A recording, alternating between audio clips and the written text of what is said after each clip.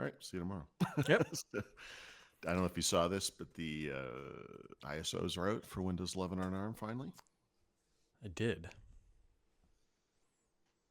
Not sure what I'm going to do with them because I don't really have a need for them, but it's good that they exist. The biggest, well, there's a couple of benefits here. One is that will make it easier on like a Mac, I guess, Mm-hmm. especially if you don't want to use Parallels.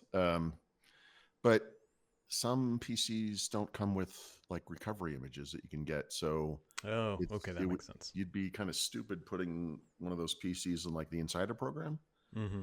But man, I got to test this because there's some weirdness to them, I guess. Like this, they may not have all the drivers, which is a Ooh. huge problem because you can't just go to the web and get those, Right. in most cases, maybe. So we'll see. I gotta, this might be, it's a little, it's still kind of early days, right? So I was curious how they were going to do this because among other things, like they're all Copilot plus PCs and they come with some, what did they say? 21 something Mm-hmm. or SLMs, I guess. Um, that's not on the ISO. So, I mean, those things I guess we'll just download as needed, but that's an interesting test right there, right? Like you run one of the Copilot plus PC features or whatever. And like the first time, does it take a little, it must take a while, right? To download I don't know. I have to find out. So I only have one of those computers here, obviously. And I don't actually want to kill it, but Right, because I don't know. I'll have to figure it out. Yeah. I know. I mean, it's a Yeah. possibility you could reset a computer with this thing, boot it, and it's like, yeah, you don't have a driver for whatever, like internet. Like, yeah, sorry. I mean, there's no way to get it, depending on the computer, right? I mean, I don't think those things are readily available. We'll find out. Anyway. We appreciate your sacrifices.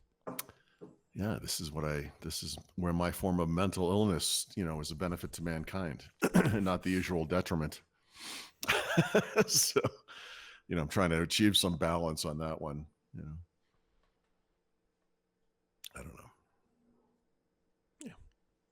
I think I know the answer to this, but I don't actually know. Are you going to Ignite? I didn't realize it's next week. So, yeah. So, Mary Jo and some other people we had this thing going on for a long time. Like, are we doing this thing? Are we doing, and everyone was kind of up for doing it. But what we heard back was Microsoft wasn't sure, like they did it build. I thought it went off great. So I thought, here we go. And they were like, I don't know. And then like sometime in October, Microsoft PR reached out and said, hey, we're just trying to figure out if you want to, who wants to, we're trying to get a feel for how many people would want to do this if we bring the press in, right? Mm-hmm. So I was like, yeah, I'll go. And I don't know, 2 weeks later, they were like, all right, you're in. And I'm like, that's great. I'm not going now because it's too late. I can't book tickets to Chicago at the last second. Like, yeah, it just was so poorly done. So we ended up extending our trip here for a week because normally we would have gone home. Originally, we were going to go home this past Tuesday, and I was like, well, we're not going to go to Chicago, so we'll just call next week instead. So yeah, I mean that's they just kind of bungled it. So yeah, some people will be going, I guess, but and I wish I wasn't away. I wish it wasn't in Chicago, honestly. But what, Chicago in November? What could go wrong? I know. Well, it's not. No, I know. Yeah, we all know what the other. You've been to Chicago. It's just like Chicago's I love great. Chicago. I'm sorry. Let me rephrase. No, we haven't angered any regional. I love Chicago. It's just the layout of the city with the convention center is terrible. So you have to stay downtown, and then it's like a 30-something minute hike back and forth to this place, and it's just it's just not ideal for this kind of a show. So that's all. New Orleans, London is the same way. New Orleans is ideal. That would be great. Conferences in London. Okay, well, I should qualify that. I've been to 2 conferences in London, both HP events, and they're both held at Excel, which is exactly like Chicago, where you got to get on a train, and it's like 30 minutes to get out there. It's too much. You've been to these places where like they do the bus rides out, and it's like this huge line of idiots, and then you in a bus that they don't fill correctly, and then and then they're in the traffic, and everyone's mad, and it's just not good. I think Mexico City's like this too.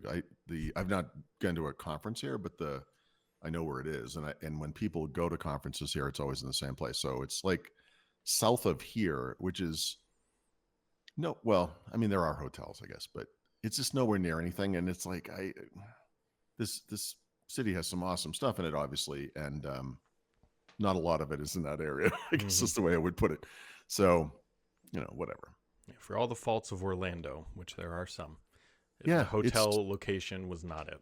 It's designed for that, right? Yep. It was, yeah. I mean, that area, yeah. It's, yeah. I mean, if you like, the Applebee's quality restaurant scene, like it's, there's a bunch of that, and it's fine. Are you saying you don't like to eat good in the neighborhood?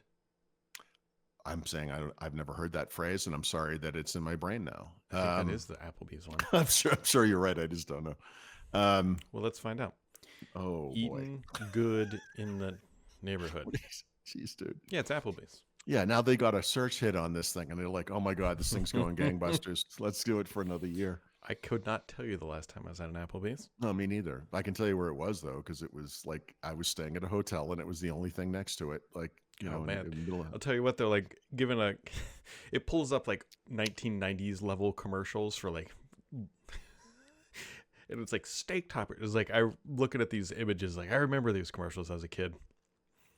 So I don't know why you just triggered this memory, but the restaurant, is it called Fridays or what's that thing with the Fridays, right?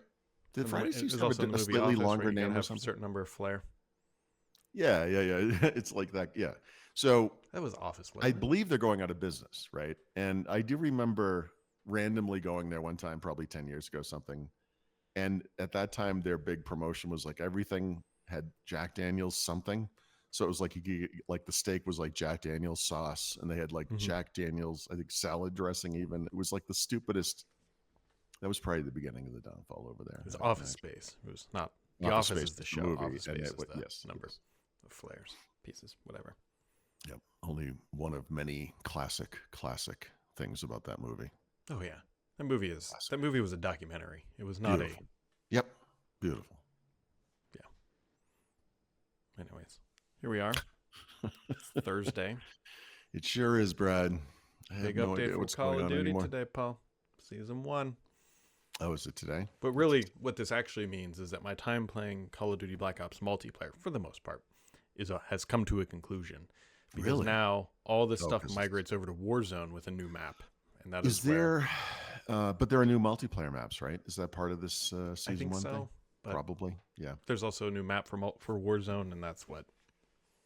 I played more of the new Call of Duty than I expected to, in part because I have these two computers that are capable of playing it pretty well, right? One of them really well, and I can already see you can see the sameness, but it's whatever number of multiplayer maps there are, 6 or 8 or some whatever that that show up in Team Deathmatch.